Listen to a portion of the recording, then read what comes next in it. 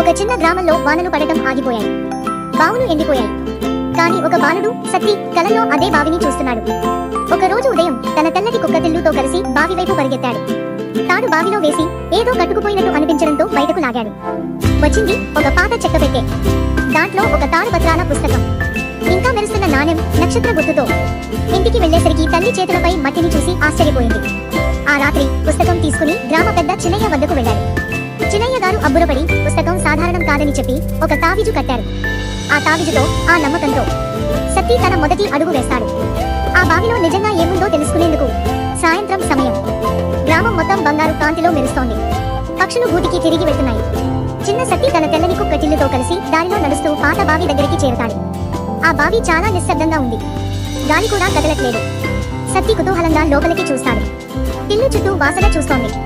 అప్పుడు ఒక్కసారిగా బావి లోపల నుంచి ఓ మృదువైన శబ్దం వినిపిస్తుంది. సత్తి ఆ శబ్దం విన్న వెంటనే టిల్లు గట్టిగా మరుగుతుంది. చెవులు నిటారుగా ఉంటాయి. సత్తి భయంతో చుట్టూ చూస్తాడు, కానీ ఎవరూ లేరు. అంతలో దూరంగా సత్తి అమ్మ గళం వినిపిస్తుంది. సత్తి, చీకటి అయిపోయిందిరా, ఇంటికి రా బిడ్డ. సత్తి వెనక్కి తిరిగి చూస్తాడు. ఏదో ఆలోచనలో పడిపోతాడు. ఆ రాత్రి మంచం మీద పడి టిల్లుని దగ్గరగా తీసుకుని సత్తి మెల్లగా చెబుతాడు, రేపు నేను ఆ బావిలో ఏముందో చూసేస్తా.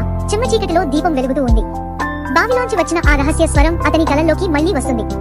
ఈసారి మరింత గట్టిగా, మరింత మాయగా. మరి ఆ బావిలో నిజంగా ఏముందో సత్తి రేపు తెలుసుకుంటాడా? రేపటి ఉదయం గ్రామం నెమ్మదిగా సూర్యకాంతిలో మెరుస్తోంది.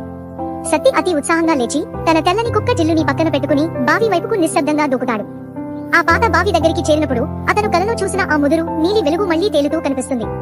సత్తి కుతూహలంతో బావి అంచుని పట్టుకుని లోపలికి చూస్తాడు.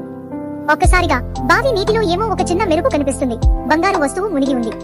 సత్తి కళ్ళు విపులంగా కదిలిస్తాడు. కానీ ఆ వస్తువు ఏమిటో చూడగలనా అని ఆశ్చర్యపోతాడు. అప్పుడు పక్కనే గ్రామ పెద్ద చిన్నయ్య వచ్చి సత్తిని మెల్లగా చూస్తాడు. అతని ముఖంపై మృదువైన చిరునవ్వు. సత్తి ఆ మెరుపు వస్తువును చూపిస్తూ చెబుతున్నాడు, చిన్నయ్య గారు, ఇది ఏమిటో చూద్దాం. అంతలో దూరంగా అమ్మ తన మృదువైన స్వరంతో పిలుస్తుంది, సత్తి రా బిడ్డ, బ్రేక్ఫాస్ట్ అయ్యింది. సత్తి ఒక్కసారి వెనక్కి చూసి ఆమె వైపు కళ్ళను తారుమారు చేస్తాడు. కానీ ఆ రహస్య వస్తువుపై దృష్టి తీసుకోలేకపోతాడు. ఆ చిన్న పక్షి లాంటి కుక్క టిల్లుని దగ్గర ఉంచుకుని సత్తి మెల్లగా చెబుతాడు, నిన్నటిలా జాగ్రత్తగా. మనం తెలుసుకోవాలి ఏమిటో. ఆ సాహస యాత్ర ఇప్పుడు ప్రారంభమైంది. మరి ఆ బావిలో నిజంగా ఏముందో సత్తి తెలుసుకుంటాడా? తెలుసుకోవాలంటే చూడండి వచ్చే ఎపిసోడ్ 4.